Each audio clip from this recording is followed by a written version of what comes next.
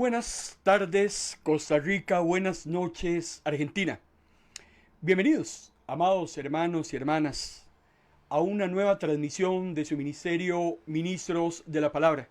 Les saluda su hermano en Cristo, Marco Peña, director de Ministros de la Palabra, agradecido con el Eterno por una nueva oportunidad que nos da, de que usted y yo nos reencontremos a la luz de su santa palabra. Estamos transmitiendo en vivo desde San José, Costa Rica, para el mundo entero. Son las 5 de la tarde en Costa Rica, 8 de la noche en Argentina. Y le damos gracias al Señor por esta nueva oportunidad. Los martes y los jueves estamos desarrollando un megatema que hemos titulado Escatología, un análisis de Mateo capítulo 24. Estamos concentrados en esas señales, en esos vaticinios que Jesús le dejó a sus discípulos antes de ser arrestado, crucificado, antes de su resurrección y ascensión. Los discípulos están preguntando a Jesús que cuáles señales ellos podían considerar conforme se acercara a su parucía. Y Mateo 24 es un capítulo totalmente escatológico. De todas maneras, el Evangelio de Mateo es muy escatológico. Si hay alguien que habló de escatología, de los acontecimientos futuros, es el mismo Jesús. Por eso es que estamos desarrollando ese megatema que llevamos ya varios meses y que todavía nos queda bastante que conversar acerca de estos eventos futuros. Les recuerdo que estamos transmitiendo en vivo y en directo a través de nuestra plataforma audiovisual de YouTube y también a través de nuestra plataforma radiofónica de MP Radio, de noche o de día. MP Radio es tu mejor compañía. El tema de esta tarde-noche lo hemos titulado La hora del diablo. Estamos precisamente hablando de ese momento en el que a Satanás se le va a permitir hacer esa descarga de ese misterio de iniquidad, de ese plan estratégico que Satanás ha elaborado, el cual será su último chance, su último cartucho. Satanás se va a jugar el todo por el todo durante la gran tribulación. Y para eso Satanás va a utilizar y hará equipo con dos instrumentos de la tierra, un par de hombres, de los cuales Apocalipsis menciona a uno como la bestia que sube del mar y al otro como la bestia que sube de la tierra. Los tres van a conformar esa famosa trilogía satánica, que es la que va a llevar y va a difundir, hermano y hermana, toda la maldad habida y por haber, como nunca antes en la historia ha sucedido, como nunca antes en la historia volverá a suceder. Así es que vamos en este momento a vamos a ampliar el tema del anticristo desde el punto de vista de Apocalipsis 13, pero vamos también a tomarnos el tiempo para hablar de otro personaje, el cual es el falso profeta. Así es como se diferencia de esta bestia, porque ambas, tanto el anticristo como el falso profeta, son denominados y simbolizados por Juan como bestias. Sin embargo, el falso profeta es mencionado ya más adelante con ese nombre en el capítulo 16 y vamos a ahondar en este personaje también muy importante. Mateo capítulo 24, versículo 37, 38 y 44 nos dice: Cuando yo el Hijo del Hombre venga otra vez, la gente será entregada a sus banquetes y fiestas de bodas, sin saber lo que está sucediendo, hasta que sea demasiado tarde y sean arrastrados. Ustedes deben estar vigilantes para que mi regreso no los sorprenda. ¿Por qué habrá gente sorprendida? ¿Y por qué habrá gente no sorprendida? Es muy simple, porque este mundo se divide en dos grandes grupos. Los que reconocen al Señor como Dios único y verdadero, como el Salvador del mundo, y está el otro grupo que no quiere nada con Dios, que anda haciendo lo que le da la gana, que no desean que se metan con ellos, que están totalmente ahogados de placeres y de mundanalidades de este planeta y por tanto no quieren nada con Dios. Los que van a ser sorprendidos será precisamente este grupo. Porque de que Jesús viene, viene, aunque muchos lo quieran negar, aunque muchos se burlen, aunque muchos no lo estén esperando ni lo quieran ver ni en pintura. El problema es que un día todo ser humano tendrá su encuentro con el Creador, y dependiendo de cómo haya sido su estancia durante el tiempo que permaneció en esta tierra, así será su destino eterno. Eso lo dice la Biblia, así lo predicamos y no hay otra manera de definirlo. Por eso Jesús es muy claro de que unos estarán esperándolo, otros definitivamente estarán en otra cosa. Mateo capítulo 24, al igual que Marcos 13 y Lucas 21, nos hablan precisamente, como son evangelios sinópticos. Sinóptico quiere decir que un mismo acontecimiento puede aparecer en distintos evangelios. Hemos tomado Mateo 24 como el capítulo estrella para hablar de estos temas de escatología. Es un capítulo de 51 versículos, los cuales contienen 10 grandes señales de los últimos tiempos, el gran tema de la segunda venida de Jesús y un segundo tema al final del capítulo relacionado con recompensas y castigos. Hemos avanzado hasta la señal número 10, la cual nos tiene concentrados desde hace 37 sesiones. Hemos estado hablando de esa señal número 10 y todavía nos queda por lo menos unas 2 o 3 sesiones más para dar por concluida la señal más importante, y es la que antecede la parucía de nuestro Salvador. Ya hemos abordado la primera señal, que son los falsos cristos. Abordamos la segunda señal de las guerras, la señal número 3 que habla de pestilencias, la número 4 habla de hambres, terremotos es la número 5, la persecución es la número 6, la séptima es la traición, la octava es el enfriamiento del amor. Abordamos la predicación del evangelio y tenemos 37 sesiones de estar hablando acerca de la gran tribulación. Cuando queremos hablar de escatología, que son los acontecimientos de los últimos tiempos, eso no se puede hacer en una predicación de media hora. Usted no puede hablar de escatología y de los acontecimientos futuros en una escuelita dominical de 45 minutos. Este tipo de temas son muy importantes, muy necesarios, que sean reflexionados en nuestras iglesias y ministerios, y requieren un análisis a profundidad para poder entender a través del Espíritu Santo todo lo que se va a gestar conforme se acerca la segunda venida de Jesús. Por eso el maestro dice: ustedes no se sorprendan.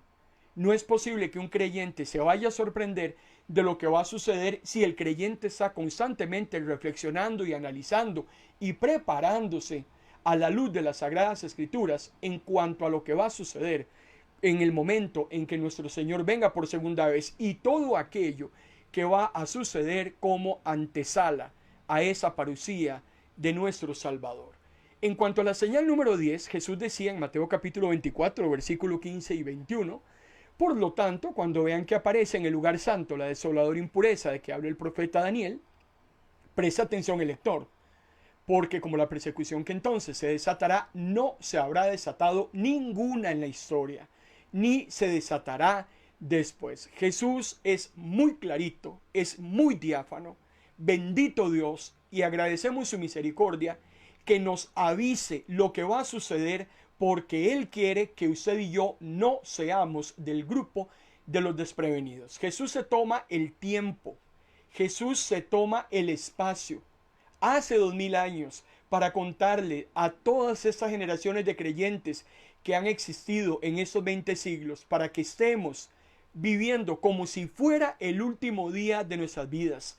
La generación del primer siglo, la del segundo, la del 15º, la generación del siglo pasado, la generación de hoy, todos los creyentes tenemos que vivir como si fuéramos la generación de los últimos tiempos. Precisamente los últimos tiempos inician con la ascensión de Jesús al cielo y terminarán con su segunda venida. Cualquier generación podría, hermano y hermana, estar recibiendo a Jesús en las nubes. Probablemente seamos nosotros, no lo sabemos, pero indistintamente eso, tenemos que estar preparados como si fuéramos ellos. Por eso el Señor Jesús hace un gran llamado, hace un gran aviso. Les recuerdo que estas señales de Mateo capítulo 24 no son para los inconversos. Las señales escatológicas, lo que nos dice Mateo 24, es para el creyente. El que está allá afuera no le interesa. El que está allá afuera no quiere nada con Dios. El que está allá afuera quiere vivir a la libre. Bueno, que sigan durmiendo de ese lado. Usted, si es hijo e hija de Dios, usted sí tiene que darse por enterado, porque esas señales son para usted. Por eso nadie, ningún creyente podrá aducir ignorancia en cuanto a todos estos temas. Por eso le vuelvo a reiterar, sería muy importante que en tu iglesia este tipo de reflexiones las tengan muy a flor de piel, que constantemente se esté hablando del Apocalipsis, se esté hablando de Daniel, se esté hablando de las cartas paulinas y juaninas que hablan acerca de la segunda venida del Señor, del Anticristo, porque esos son temas muy relevantes para el creyente, porque es lo que va a acontecer en un futuro inminente, no inmediato, sino inminente. Una cosa es la inminencia y otra cosa es la inmediatez. La inmediatez es que quiero que suceda ya. La inminencia es de que va a suceder, va a suceder. Puede ser hoy, dentro de 20 años, dentro de 100 años, pero de que va a suceder, así ha sido profetizado y así sucederá. Por eso estamos entonces precisamente analizando el anticristo desde la perspectiva de Apocalipsis. Ya fuimos al Antiguo Testamento a ver el punto de vista de Daniel, ya fuimos a las cartas de Juan, ya fuimos a las cartas de Pablo. Es interesante los diferentes puntos de vista de los escritores, sin embargo no se contradicen. Lo que hemos obtenido es una ampliación de conceptos muy importantes acerca de lo que es el anticristo, porque Apocalipsis capítulo 13 nos dice mucho, pero no nos dice todo lo que hemos aprendido. Y cuando cogemos toda la información de los escritores de la Biblia, tanto del Antiguo como el Nuevo Testamento, podemos entonces tener un marco completo acerca de este nefasto personaje que aparecerá durante la época de la gran tribulación, el último cartucho que se jugará Satanás para ver si le sale la idea que ha tenido desde tiempos inmemoriales de bajar al Señor Todopoderoso desde el trono. Todavía Satanás se la sigue creyendo. Bueno, hasta el último momento, hasta que Dios diga no más, Satanás no va a desistir. Apocalipsis capítulo 13, versículos 3 y 4 dice la palabra del Señor, hablando del anticristo, hablando de la bestia que sube del mar. Una de las cabezas de la bestia parecía herida de muerte, pero sanó. El mundo, maravillado de semejante milagro, siguió a la bestia. Adoraron al dragón que le había dado el poder a la bestia, y asimismo adoraron a la bestia. ¿Quién como la bestia?, exclamaron. ¿Quién podrá pelear contra ella? ¿Qué cosa más horrorosa o pavorosa?, decía mi abuela. El mundo está viendo una herida mortal sanar y le dan toda la honra y toda la gloria al dragón que sana y a la bestia que ha sido sanada. Hermano y hermana, esto no es una resurrección. Recordemos que esa herida que aparece en una de las cabezas, porque la bestia, dice Juan, hablando en forma simbólica, Juan dice que una de las 7 cabezas tiene una herida de muerte. Esa herida es provocada por una espada, y lo veremos en el versículo 14 del capítulo 13. Se desconoce cuáles son las circunstancias de la herida y eso no es importante. A Juan no le interesa explicarnos qué fue lo que causó la herida. Aquí lo interesante es ese milagro de sanidad que le demuestra a usted y me demuestra a mí que también Satanás tiene poder para hacer milagros. Sin embargo, es un poder limitado y no son el tipo de milagros que efectúa Dios. Estamos hablando de maravillas y señales engañosas, como lo dice el apóstol Pablo en su segunda carta a los Tesalonicenses, capítulo 2. Ahora, vean lo que dice el apóstol Pablo. El malvado aparecerá y Satanás lo va a ayudar a engañar a muchos con señales y falsos milagros. Una cosa son los milagros verdaderos y otra son los milagros falsos. Cuidado, porque yo no le puedo endilgar a Satanás milagros verdaderos. Todo lo que Satanás tiene, hace y permea es falso, es una falacia. Y no lo puedo comparar con los milagros que hace Dios. Y dice el apóstol Pablo, engañará con toda clase de mentiras a los que no quisieron amar y aceptar el verdadero mensaje de Jesucristo. Mensaje que podría haberlos salvado del castigo que recibirán. Claro, entonces el mundo le da la gloria y la honra a Satanás y a la bestia por haber sanado una herida de muerte y no le dan la honra y gloria a Dios de haber resucitado a Cristo de la muerte. Es que lo que Satanás está haciendo es plagiando a Cristo. Satanás no es dador de vida. Satanás no puede ni engendrar vida, ni puede quitar vida. Satanás lo que quiere es plagiar la resurrección de Cristo. ¿Haciendo qué? Hay un moribundo al cual Satanás sana, pero Satanás no está resucitando a nadie.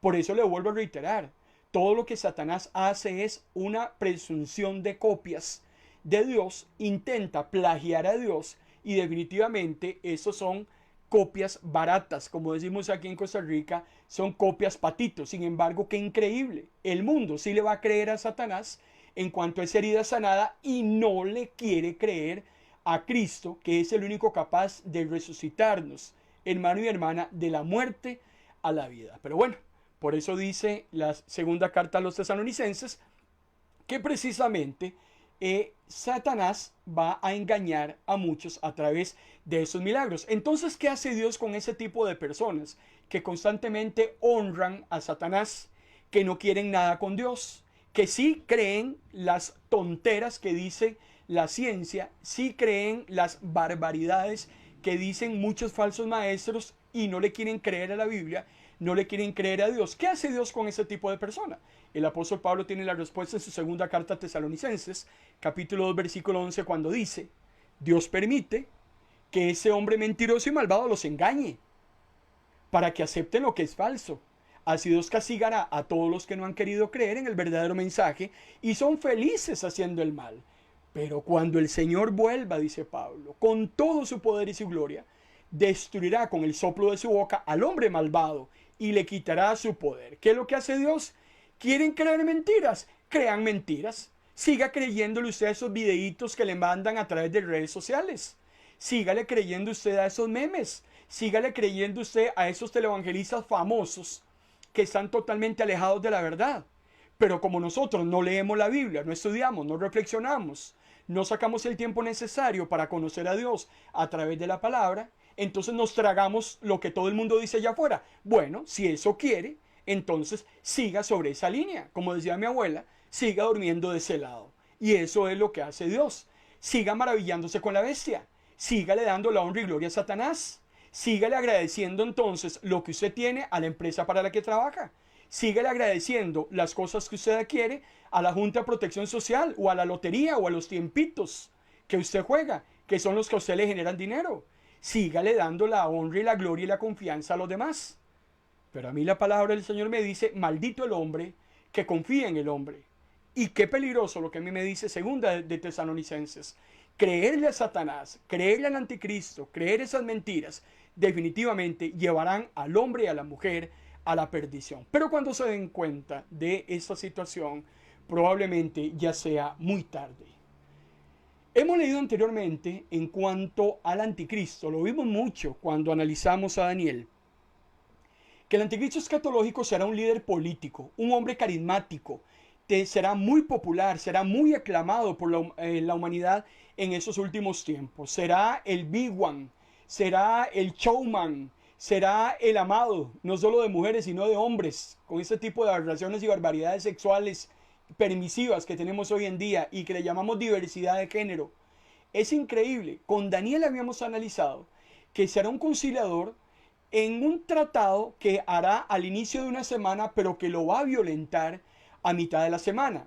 Y es ahí donde quedará desnudada cuál será la verdadera intención de este anticristo escatológico. Volvamos a leer nada más Daniel capítulo 9, versículo 27, para refrendar el argumento que estamos esgrimiendo. Y dice el texto: el gobernante firmará un tratado con mucha gente por un periodo de un conjunto de 7. Pero al cumplirse la mitad de ese tiempo pondrá fin a los sacrificios, a las ofrendas. Como punto culminante de todos sus terribles actos, colocará un objeto sacrílego que causa profanación hasta que el destino decretado para ese profanador finalmente caiga sobre él. Muchísima información nos da Daniel en el versículo 27 del capítulo 9.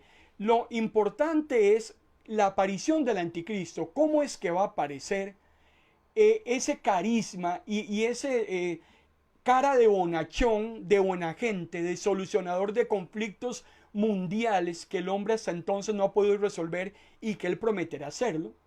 El mismo Daniel, más adelante en el capítulo 11, nos decía, allá por el versículo 21 al 23, reinará un hombre despreciable, un usurpador al que no le correspondía ser rey, pero cuando la gente sea más segura, tomará el trono por medio de engaños, destruirá por completo a los ejércitos que estén en su contra y también al príncipe del pacto. Sus promesas no tendrán ningún valor.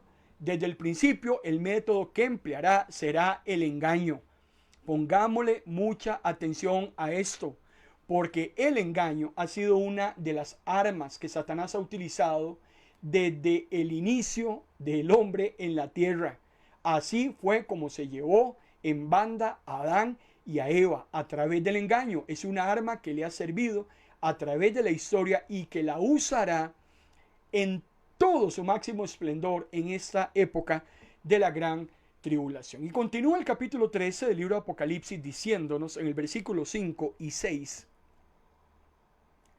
a la bestia se le permitió que dijera blasfemias contra el Señor y también se le dio autoridad para actuar por 42 meses, durante los cuales se blasfemó contra el nombre de Dios, de su morada y de los que habitan en el cielo. Si usted nos está siguiendo en la transmisión audiovisual, estamos colocando en pantalla el texto que estamos leyendo y hemos subrayado dos frases muy interesantes. A la bestia se le permitió, se le dio.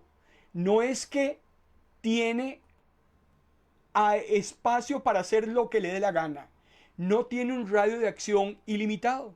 La bestia o el anticristo, el inicuo, el hombre de pecado, como usted quiera llamarlo, no tiene autoridad propia. Él va a actuar bajo autoridad. Lo que se le permite hacer y la autoridad que tiene, aunque pareciera entre comillas que es dada por Satanás, es Dios el que le dice qué hacer, dónde hacer, cómo hacerlo y hasta cuándo hacerlo. Les recuerdo que el mismo Satanás, el anticristo, el falso profeta y todos los secuaces que van a aparecer en la gran tribulación son instrumentos de Dios dentro de su plan estratégico, el cual fue elaborado desde antes de la fundación del mundo. Es que no es un tema de que a Dios se le ocurrió hace 15 días cómo resolver el entuerto con Satanás. Olvídese. Dios ya lo tenía todo previsto. Así es que, como decía mi abuela, todo está fríamente calculado. Sin embargo, vuelvo a reiterarle, Satanás se la sigue creyendo, va a engañar a este inicuo. Como Satanás no puede, hermano y hermana, incorporarse dentro de un cuerpo humano, Satanás no puede convertirse en hombre, entonces va a necesitar un ser humano de carne y hueso para que lleve adelante sus propósitos. Satanás no puede encarnarse. Eso sí lo pudo hacer Jesús. Por eso el plagio del inicuo es precisamente eso. Es un invento de Satanás de copiar la encarnación de Dios hecho hombre a través del anticristo. Por eso este despreciable, este inicuo, va a creerse superior a todos los dioses de invención humana que hasta entonces han existido. El anticristo se la va a creer, será engañado por Satanás. Y si hay alguien que no puede engañarse a sí mismo, es Satanás. Sin embargo, él es experto en engañar a todo el mundo, inventar mentiras que ni él mismo se la cree. En un momento determinado, Satanás ya no va a poder mentir, ya no va a poder engañar, ya no va a poder andar entre bambalinas y se va a desenmascarar. El tema de la idolatría es algo que ha existido a lo largo de la historia de la humanidad. Y usted muy bien sabe que los dos primeros mandamientos en el Decálogo, allá en Éxodo capítulo 20, Deuteronomio capítulo 5, están relacionados con la idolatría. Si hay algo que Dios aborrece es la idolatría. Y tomó dos de los 10 mandamientos y los pone de primero para hablar en contra de eso. ¿Por qué? Porque precisamente vamos a llegar a un tiempo en la historia humana en que toda la idolatría que ha existido se vendrá por el suelo. Satanás ha venido preparando al mundo a través de la idolatría, de imágenes, de cuadros, de reliquias, de figuritas, de estatuas, de muñequitos, de legos, de todo lo que usted quiera. de yeso, de madera, de acero, de bronce. Satanás ha venido trabajando con el mundo desde tiempos inmemoriales, con la idolatría, para llegar a un momento clímax, el momento culminante, donde él va a concentrar toda esa idolatría hacia él mismo. Y todos los ídolos que en este momento existan en las N cantidad de religiones que hay en el mundo, serán eliminados, y es donde Satanás se va entonces ahí a descarar o se va a desenmascarar, y lo que va a demandar en ese momento es una idolatría exactamente a él. Por eso cuando Daniel me habla de el anticristo, la encarnación de Satanás, precisamente es su hijo, dice Daniel 11:36, hablando del anticristo escatológico, hará lo que se le antoje.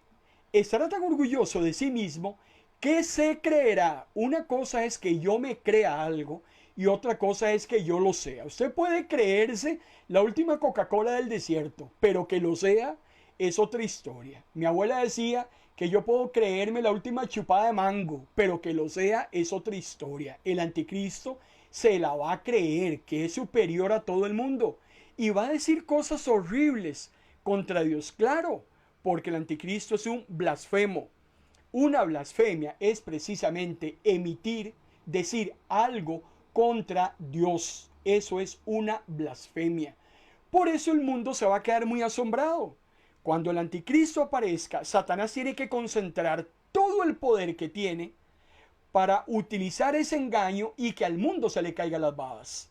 Por eso la gente se va a asombrar, la gente se va a maravillar, la gente va a creer que definitivamente ese hombre es el que ha estado esperando esta humanidad para resolver todos los problemas que estamos teniendo en ese momento, económicos, sociales, políticos, de temas de salud, contiendas, conflictos bélicos en el mundo, situaciones de toda índole que el mundo no ha resuelto hasta ese momento.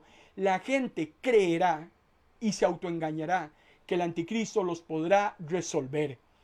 Y es increíble, porque leímos en el versículo 4, la gente proclamará, lo dirá con su boca, ¿quién podrá luchar contra la bestia? Es que apareció alguien que nadie le puede poner una mano encima.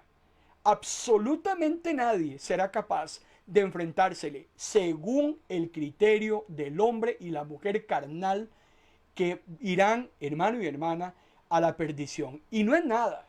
Por un tiempo parecerá que el anticristo definitivamente, que esta bestia es ganadora. Por un tiempo, millones y millones van a quedarse totalmente embelesados. Como decía ahora, se le van a caer las babas. Todos van a desear ser la bestia. Me imagino que el nombre que tenga la bestia se lo van a poner a los niños que nazcan en ese momento, porque todos van a querer parecerse a él, caminarán como él, se peinarán como él, vestirán como él, hablarán como él, imitarán sus gestos, su manera de hablar, sus gesticulaciones. Será una cosa pavorosa. Y es increíble, porque nosotros hoy en día, en nuestro contexto histórico, el mundo hoy tiene un comportamiento similar al que, hermano y hermana, tendrán los hombres y mujeres en el contexto histórico de la gran tribulación. Y este tema de las redes sociales es interesantísimo, porque yo soy convencido que las redes sociales son una antesala precisamente a la aparición del anticristo. Usted, si tiene, por ejemplo, Facebook en este momento, aún más, ese mensaje de Facebook en ese momento puede llegar a 2.300 millones de personas. Casi 3 personas de cada 8 en el mundo pueden estar viendo ese mensaje. Nosotros, cuando transmitimos por YouTube, a través de YouTube pueden llegar 3 de cada 8 personas. A través de MP Radio podemos alcanzar a 176 países de 200 y un poco más que existen en el mundo. La capacidad de comunicación y de darnos a conocer al mundo entero hoy en día es tan increíble que jamás en la época de Pablo era pensable que pudiéramos tener esa posibilidad de llegar al mundo entero sin movernos del lugar donde nos encontramos. Bueno, precisamente Satanás utilizará todos los recursos que estén a su disposición para también dar a conocer su mensaje, así como nosotros estamos dando a conocer el mensaje de las buenas nuevas de salvación. Así también Satanás utiliza todos los medios de comunicación para dar a conocer también su misterio de iniquidad. Ahora, a lo que yo quiero llegar es que de la misma manera como el mundo va a seguir al anticristo, me imagino que sí, va a tener redes sociales, van a ser millones y millones los que sigan al anticristo. Cuando se levanta, cuando se acuesta, qué come, qué no le gusta, hablarán de su pareja, hablarán de sus hijos, de los viajes que hace. O sea, será un showman. Y hoy en día no estamos tan lejos de una situación como esas. Cuando yo analizo, por ejemplo, en redes sociales, hoy en día, los dos futbolistas más renombrados en ese planeta tienen 624 millones de seguidores uno y 501 millones de seguidores el otro en sus redes sociales. 620 millones de personas detrás de un tipo viendo cuáles son los tacos que usa, las medias, el tipo de ropa, los 20, 30 vehículos que tiene, que yo no sé cómo hace para manejarlos todos al mismo tiempo, los lujos, los viajes, lo que come, la esposa, los huilas, el perro, el gato. Es increíble. La gente maravillada de un tipo que lo que hace es patear una bola. Ahora, una celebridad que cambió de género, es increíble. Vean la aberración y cómo hay personas que siguen todo ese tipo de tendencias. Esa persona que cambia de género, que era un hombre y ahora se dice que es una mujer, resulta que tiene 400 millones de personas que lo siguen en sus redes sociales.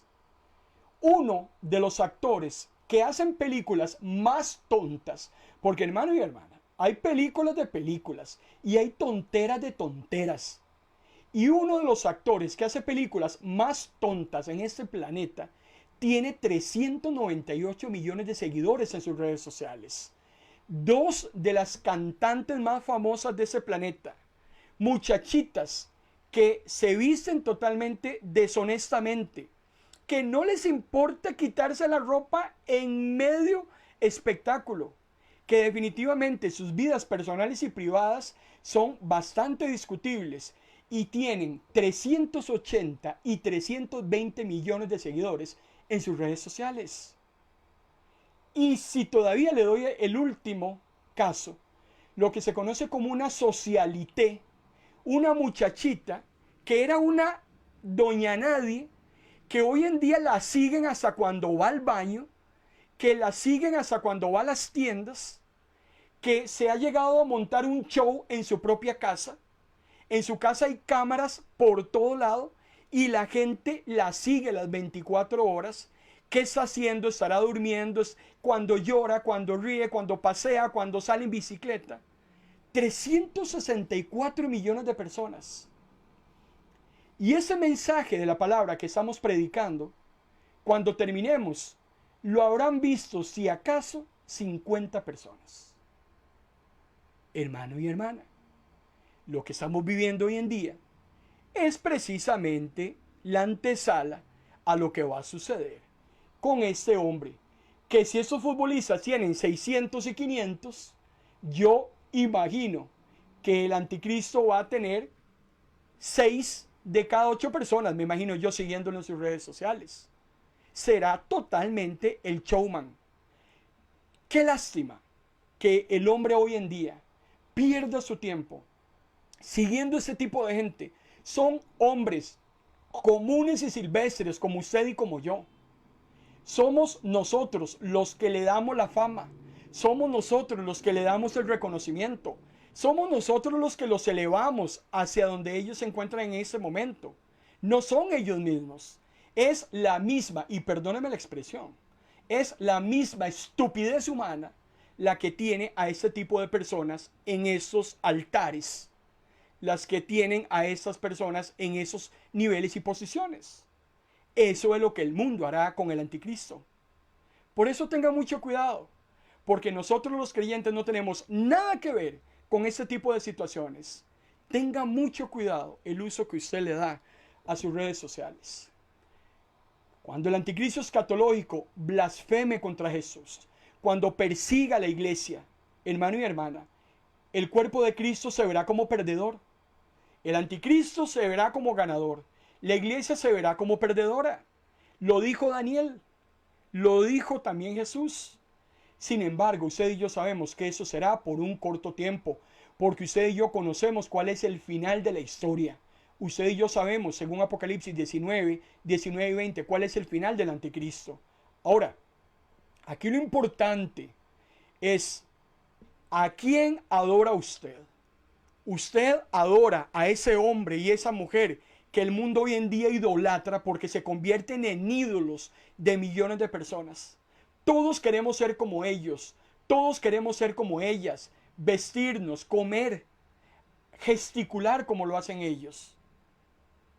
¿Cuál es el centro suyo de adoración y cuál es mi centro de adoración? Y esto es muy importante que lo analicemos, porque dime a quién admiras y yo te diré quién eres. Éxodo capítulo 15, versículo 12, dice la palabra del Señor, y lo está diciendo Moisés en su cántico: ¿quién es como tú, Señor, entre los dioses? ¿Quién es glorioso y santo como tú? ¿Quién es tan poderoso como tú? ¿Quién hace tantas maravillas y prodigios? Hermano y hermana, para usted, ¿quién? Eso solo lo puede responder usted. Yo sí tengo muy claro. ¿Usted lo tiene claro? Ese es un tema muy importante para que analicemos en este momento. ¿Dónde está tu tesoro? Decía Jesús en Mateo 6. Ahí está tu corazón. Lo que tienes que definir es cuál es tu tesoro. Y ahí es donde te inclinas. Por eso es interesantísimo que no solo lo que está sucediendo hoy en día con estos hombres y mujeres, deportistas, cantantes, histriónicos, que en ese momento están siendo seguidos por millones. A lo largo de la historia han habido muchos hombres también que se han exaltado a sí mismos y que han hasta llegado a creer que son dioses. Por ejemplo, cuando vemos un Nabucodonosor, aquel gran imperio desde la época de Daniel. ¿Y qué pasó con Nabucodonosor? Se cayó. En el 539 vinieron los medopersas y acabaron con Babilonia. Nabucodonosor es historia, pero llegó a creerse que era un dios. El rey de Tiro, que dice Ezequiel 28, el mismo faraón de Ezequiel 29, el mismo Antíoco Epífanes, que lo encontramos en Daniel, el emperador romano Nerón, por ejemplo. Nerón exigía que cuando la gente lo saludara, le hablara a él como el Eterno. Había que dirigirse a él como el Eterno. Y acuñaba monedas. Algo que hacían los monarcas en sus contextos era acuñar monedas con sus imágenes. Y entonces Nerón, acuñaba en sus propias monedas como emperador de Roma y se escribía Nerón, el Salvador del mundo. Vea hasta dónde llega el ser humano a creérsela, hasta dónde llega a autoengañarse y peligrosamente engañar a otros. Domiciano, por ejemplo, el emperador en la época de Juan, cuando se escribe el Apocalipsis, uno de los peores emperadores. Por eso es que Juan habla muy rudamente en cuanto a la tribulación. La gran tribulación para Juan en su contexto histórico y para los creyentes allá por el año 95 era Domiciano, el emperador de Roma. Era el anticristo que para el contexto de Juan existía. Domiciano era uno que había que dirigirse a él como nuestro Señor y como Dios. Aún más, Domiciano exigía que la gente le hiciera culto. ¿Te puedes imaginar hacerle culto a un hombre?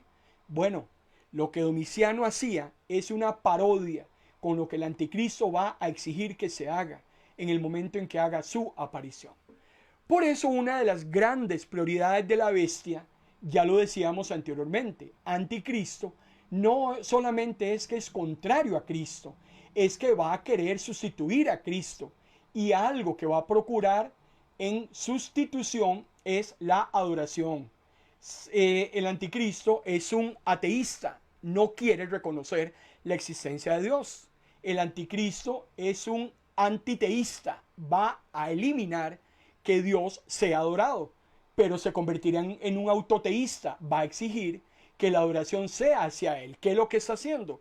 Sustituyendo la verdadera adoración, no reconoce la verdadera adoración, elimina la verdadera adoración y sustituye la verdadera adoración por una autoadoración a él. Todo el mundo concentrado adorando a la bestia. Por eso, al igual que Satanás, el anticristo será un blasfemo, será un arrogante, y cada vez que diga algo será para hablar mal de Dios. Claro, esto va a ser del agrado de tantos incrédulos, esto va a ser del agrado de los hombres y mujeres carnales que al día de hoy rechazan a Dios. El anticristo los va a dejar que hagan lo que les dé la gana. Ellos se amontonan, como le decía Pablo a Timoteo, se amontonan con aquellos que le dicen lo que ellos quieren escuchar. Cuando le decimos a la gente algo y la gente no lo recibe, pues nos deja para irse a buscar a aquellos que les digan lo que ellos quieren oír. Bueno, perfecto, allá cada uno.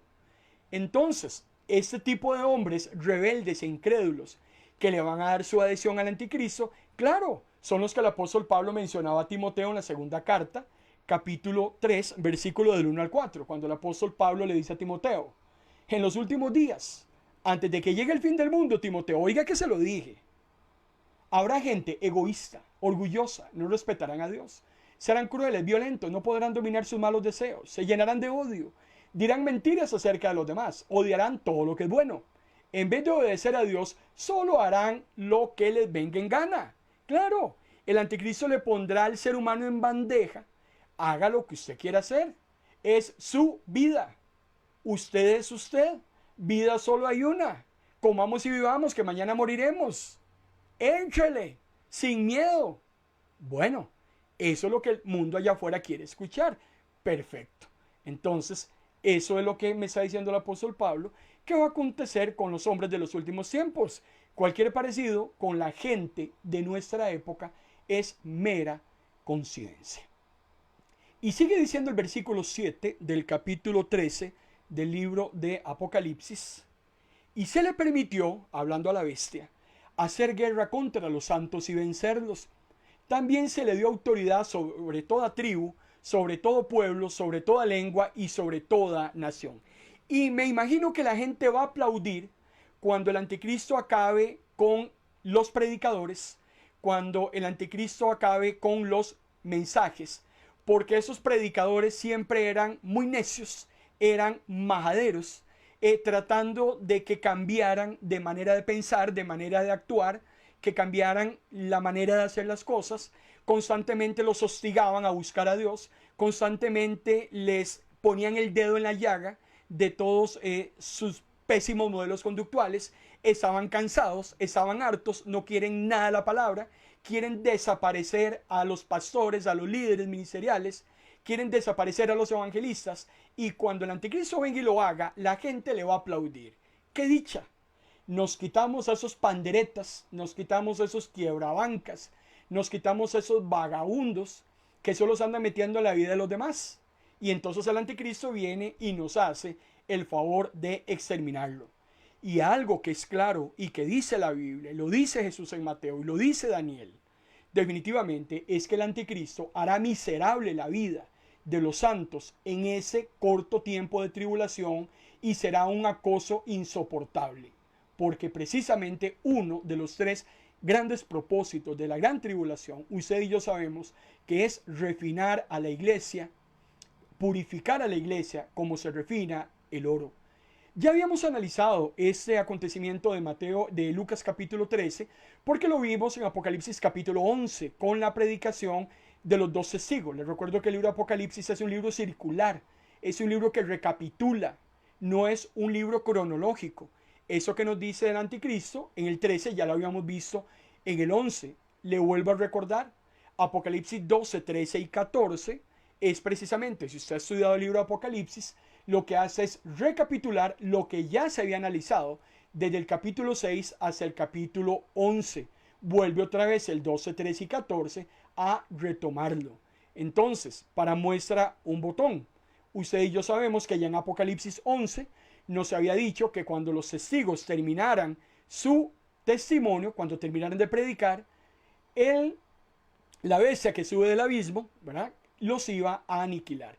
Recordemos que esta guerra de Satanás contra los santos ya la hemos analizado en el capítulo 12. En el versículo 4 vimos a Satanás haciendo guerra contra Cristo. En el 13 al 16 del capítulo 12 lo vemos haciendo guerra contra Israel. En el 17 lo vemos haciendo guerra contra la iglesia.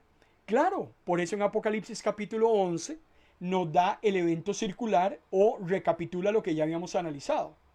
Cuando los dos testigos hayan terminado de dar su mensaje, y aquí es muy importante, el anticristo no acaba con los santos, con los predicadores, con los evangelistas de su contexto histórico en el momento en que le dé la gana.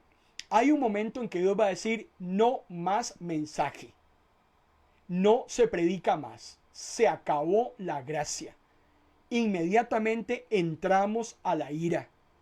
Entonces, cuando hayan terminado su testimonio, hasta ese momento la bestia podrá tocarlos y los va a matar. Pero al cabo de 3 días y medio, un aliento de vida enviado por Dios entrará en los dos profetas y se levantarán. Aquí está hablando acerca de la resurrección de los muertos.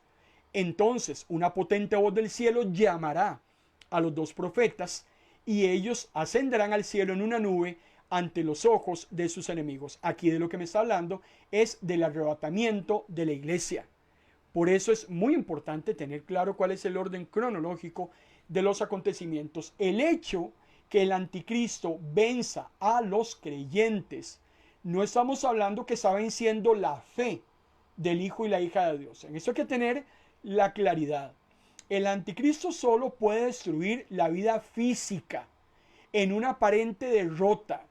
Los testigos mueren, la gente hace fiesta, dice el capítulo 11, se envían regalos, están felices de la vida, se acabaron los necios y los majaderos, y entonces es una algarabía mundial. Los cuerpos se exhiben en una apariencia de que se acabó con las vidas de esas personas. Sin embargo, esa aparente victoria del anticristo se termina convirtiendo en una gran derrota. ¿Y en qué momento Satanás es derrotado? En el momento en que Cristo resucita. 1 Corintios capítulo 15, versículo 20, cuando el apóstol Pablo dice: si Cristo resucitó, usted y yo vamos a resucitar. Dicho de otra manera, Satanás no puede vencer la fe del creyente. Por eso Jesús mismo decía en Mateo capítulo 10, versículo 28, no le tengan miedo a la gente que puede destruir el cuerpo, pero no la vida que están ustedes. Más bien, témanle a Dios, que es el que tiene poder de destruirlos totalmente en el infierno. Satanás cree que ha ganado, pero él mismo está engañado, porque si hay algo que Satanás odia, es la muerte de un creyente. Porque en el momento en que usted y yo, hermano y hermana, dejamos este mundo, todo lo malo que pudimos haber vivido se quedó en este mundo. En el momento en que morimos, Satanás no puede ponernos un dedo encima, y él sabe que por cada muerte de un creyente es una derrota más que se suma en su haber. Por eso, esos vencidos, esos que están siendo asesinados, ¿quiénes son? Y es aquí donde volvemos a la gran controversia y a los puntos de vista pretribulacionistas, posttribulacionistas. ¿Quiénes son los que van a estar en la gran tribulación? Ese es uno de los temas escatológicos que denominamos no concluyentes. Unos dicen que los creyentes van a estar, otros dicen que los creyentes van a ser arrebatados antes, porque aquí entonces de lo que habría que hablar es del arrebatamiento. Sabemos que la iglesia será arrebatada. La pregunta es ¿cuándo? ¿Antes de la tribulación o después? Personalmente, para mí eso es precata minuta. No me preocupa si es antes o después. A mí lo que me interesa es que la iglesia va a ser arrebatada y que lo peor que nosotros hayamos vivido se quedará en este mundo, porque el Señor nos está asegurando una vida eterna. Eso es lo importante. Así es que no nos metamos con la letra menuda y vayamos al principio, detrás del detalle. Cuando vamos a Apocalipsis capítulo 7, versículos 13 y 14, nada más como ilustración, dice: uno de los 24 ancianos le pregunta a Juan: ¿usted sabe quiénes son esos que están vestidos de blanco y de dónde han venido? No, señor, le dice Juan, dígamelo usted. Ese anciano le dice: esos son los que pasaron por la gran tribulación. Su ropa está blanca porque la lavaron y blanquearon con la sangre del cordero. Y este texto de Apocalipsis capítulo 7 pues da precisamente para conversar bastante. ¿Quiénes son los que van a atravesar la gran tribulación. Sin embargo, los creyentes han sido atribulados a lo largo y ancho de esta historia, a lo largo y ancho de este planeta.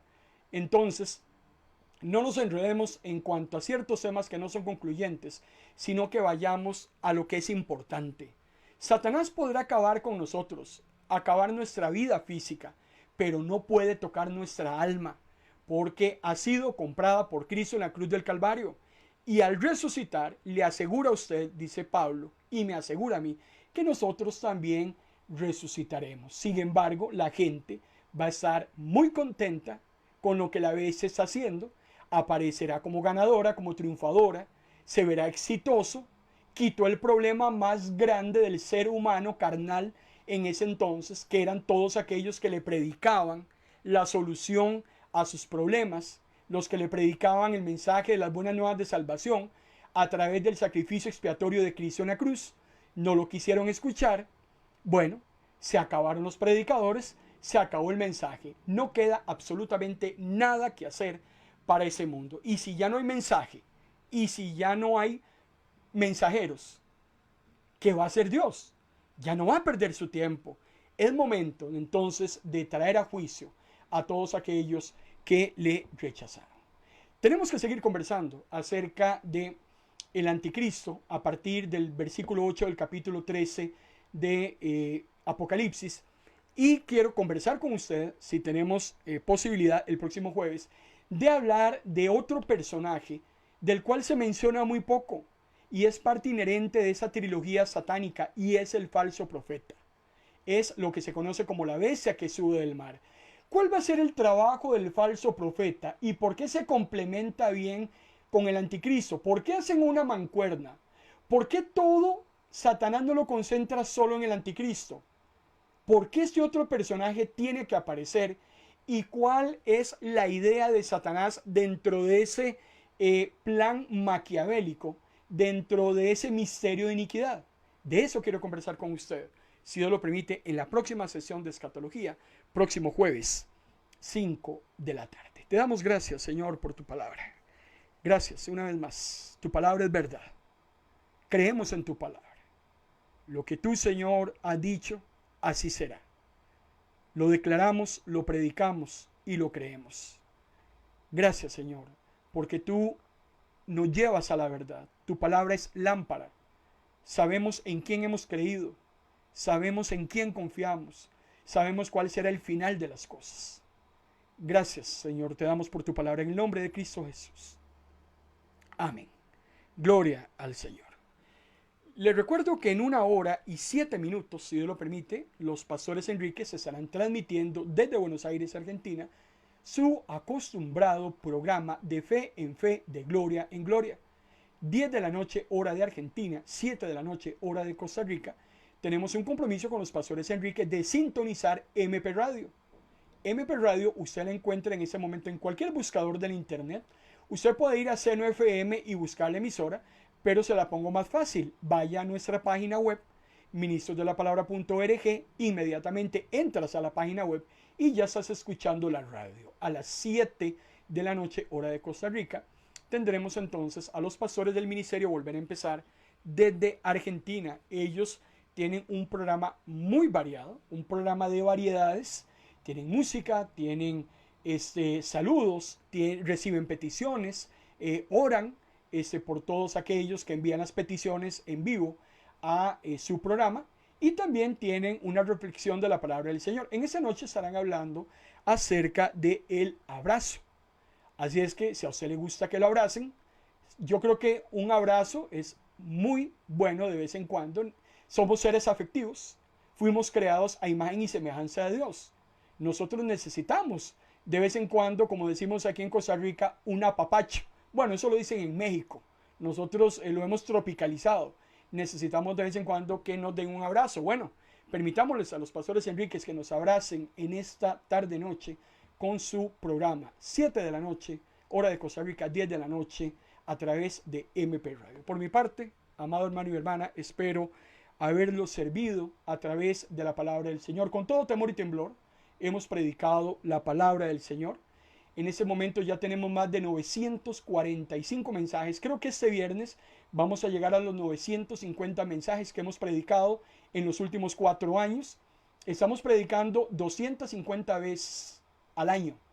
Casi llegamos a los 1000 mensajes ahora en nuestro 4º aniversario, allá por el mes de enero. Bendito Dios, todo lo que hemos predicado está en nuestras diferentes plataformas audiovisuales y radiofónicas. Está también en formato de texto. Usted lo puede revisar, lo puede esculcar y usted me puede llamar y me puede decir: en el mensaje 425 usted mintió porque dijo esto, porque dijo el otro. Bueno, le invito y sometemos a prueba lo que predicamos en Ministros de la Palabra. Líbrenos Dios de que lo que decimos, hermano y hermana, en estos foros contradiga la voz del cielo. Por mi parte, lo bendigo con toda bendición de lo alto, amado hermano y hermana. Y si Dios lo permite, nos veremos el próximo jueves en Escatología, un análisis de Mateo capítulo 24. Que Dios les bendiga.